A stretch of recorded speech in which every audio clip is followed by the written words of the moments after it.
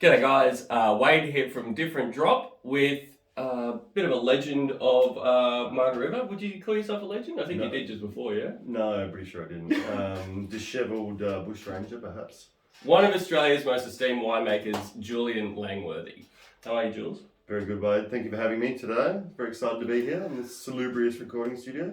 yeah, welcome to the big show, I bro. know, mate. This is when you know you've arrived. Absolutely. And you did call me a legend, so I'm just taking it. I'm being filmed, talking about Cabernet. It's just all good. I know, we're going to talk Cabernet because, look, Cabernet has an identity crisis, for sure. You would agree? No, I don't. Just people God. aren't enough imaginative and learned enough, realistically. Dude, I put it to you, Cabernet is not cool. I think you're cool. I think your wines are very cool. How do we make Cabernet cool for young people to drink? Well, I reckon it's pretty much as simple as getting some of the cool Cabernets out there into people's mouths. I guess the issue with Cabernet is the breadth of distance between crap Cabernet and exceedingly cool Cabernet is quite big. It's one of the biggest sort of breadths in wine quality in the wine world. Cabernet should be grown in epic places in Australia, like the Yarra Valley, like Coonawarra, especially like Margaret River. Hey, I see what you did there. And in those sort of sites, it has beautiful plush blue fruits, lovely fine tannins, and just amazing drinkability. It's got ageability, but it also has drinkability. Right. So we've been chatting about this, that there's kind of two speeds, right? There's your smashable kind of lunchtime claret, which is like here for a good time, not a long time. Yep. Which is probably this, right? Have I poured the right thing first? You have indeed, my friend. Yeah. So this is the Nocturne SR Cabernets. Yep. 60% Cabernet, 30% Merlot, about 10% Malbec. This is lunchtime claret at its very best. You know, like 13.2% alcohol, smells like hope. Reminds me of like raw emotion on the palate. Yeah. Pretty much. Yeah. And then we overlay that with some cassis flavoured dreams. And what you have there is one of the greatest value, highest drinking pleasures that you can have on this planet, my friend. Yeah. Yeah. Look, lots of words. That's heaps, and that's a lot for like a smashable little lunchtime red. But I'm with you. I'm a convert. So like full thing, I buy I buy some really good Australian Cabernet, and it's like where I'm going to put my money actually. If I'm buying like top end Australian wine, is only Chardonnay and Cabernet pretty much. I'm with you on that. And there's some of the greatest value wines getting around. They're just so much pleasure and so much, so much wine for your money. Yeah, I think so. But I also think that there's a bit of there's not always the perfect time where you think like I should open a bottle of Cabernet right now. It's Tuesday. It's Tuesday. Is it Tuesday? What's today? It's Tuesday. It's Tuesday. Yeah, so Tuesday is a really good day. Yeah. I also like Wednesdays, Thursdays, Fridays. I specifically like Saturdays. They're one of the best days as well. Yeah. Sundays are right out. No, actually, Sunday's good too. Sunday. And Monday, you should probably have one AFD a week because let's face it, Cabernet is so delicious. It is a slippery slope. So stay safe out there, people. Yeah. And so on Mondays we'll drink Chardonnay. Yeah, obviously. Yes. Yeah. Good. So, but I guess what I was saying is like, I buy these beautiful, medium-bodied, like elegant, ethereal wines.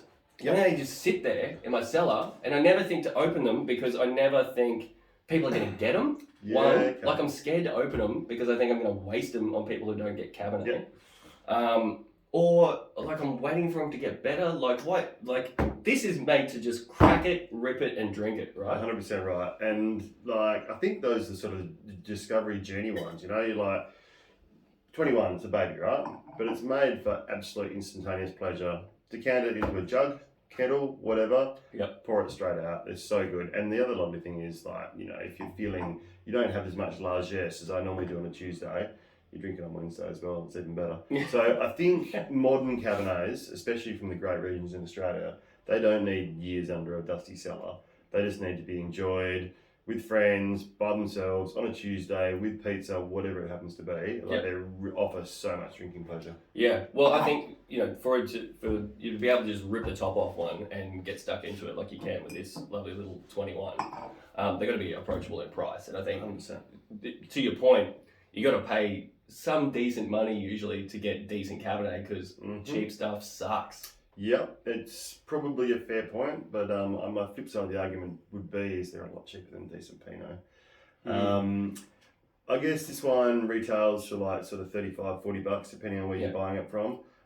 It's a ripping wine for that. Yeah, and it's just all about massive drinking pleasure. Now, if you do want to put it in your cellar, they inherently age beautifully, but it's not a requirement. And I just love the fresh, cassis-laden bounce, the lovely red fruits are underlaid by really fine woven tannins and just fresh acidity. Not hard acidity, just something that makes the wine super smashable and drinkable. Yeah, I think that's a real signature of your Cabernet style, is that fineness of tannin. Because I think some of the sort of shit Cabernet that we talk about is like hard, aggressive green tannin, because you can... Green is the green, you know? But that just feels like sexy, silky, smooth... Satin, my friend. Sensual, you know, tannin. It's sensual. It is. It's good. It's bloody delicious. Sorry. I like that. You're talking my language now. Yes. Very good. So you got your daytime sort of smashable, you know, Tuesday, Wednesday. Daytime. We've moved to daytime. Yeah. Yes, sure. Still like that, son. And then we've got Jules's fancy number. So this is the other, you know, this is the other beauty of a Cabernet is, you know, you make something for a special occasion, like a Tuesday. So it's just lovely referred to as fancy pants piss. Yes. So when you're meeting your girlfriend's parents for the first time and you want to look like a lord, and if you do have some room under your stairs and you'd like to leave a couple of years down there and then eat it with a bistecca, because you're a complete wanker and you can't say steak. It's just Italian for steak, really, mate. Is it? Roughly bistecca. Yeah. Nice. So no, this is, I guess, the big sister or the big brother of the SR Cabernet. Cab Merlot Malbec, 100% Cabernet. Slightly more new oak. It's got a little bit more rigidity in the structure, but it still has that beautiful liquefying baby cocoa powder tannins, which are so beautiful. And these are still, like, you can rip the top off this and go for gold, but equally, in 10 years' time, there's so much drinking pleasure and so much complexity in so many layers, and yeah, they're just cool Cabernet. The diversity of style is great. Yeah, absolutely. And the thing I love about this wine, and you don't see it in all Margaret River Cabernet, but is that really awesome kind of nori roll, sort of like seaweedy kind of, it's like, I don't know, you know, you don't think like Japanese food and Cabernet necessarily, but it kind of puts you in that zone because it's got like a saltiness and like a, you know, freshness about it. Right. No, you just hit the nail on the head of one of the greatest descriptors for Margaret River Cabernet on earth. So for me, it's called coastal heath. So when you're down on the water's edge of the Indian Ocean, there's all this amazing bush growing everywhere, and it smells like fresh bay mixed with salt, you know, and it's that nori roll character. That's great Margaret River Cabernet for me. Really smells like coastal heath, and it's the smell of the Australian coastline, or the West Australian coastline, I should say. Another great Cabernet that really has that character is Carimbia from further south in Margaret River, and they're really coastal vineyards, and they smell like where they're grown, which is pretty epic. Yeah, because it's not what you would class as like a classic Australian eucalypt or gum leafy kind of, or minty. It's in a whole different spectrum in terms of like that sort of green leafy kind of thing, but totally different. I'm not like I don't love overt eucalypt characters because I find them a little bit one-dimensional, but this is a nuance to the wine, and it's that lovely familial sort of stamp of where the wine's grown, which I think is really important for that kind of thing. Damn, man. Enjoyed it? Beautiful bottle of wine. Beautiful. It's pretty cool. How good's Cabernet? It's still not cool. It's still not cool, but we're gonna keep trying, Jules. We're gonna keep banging it down. Maybe it's so uncool that it's actually undercover cool. Yes. Like us. Yes. Exactly like us. Yes. That's a good point, mate. Yeah, exactly like us. Cool. I think you're cool. I think Cabernet's cool. I think those wines are very fucking cool.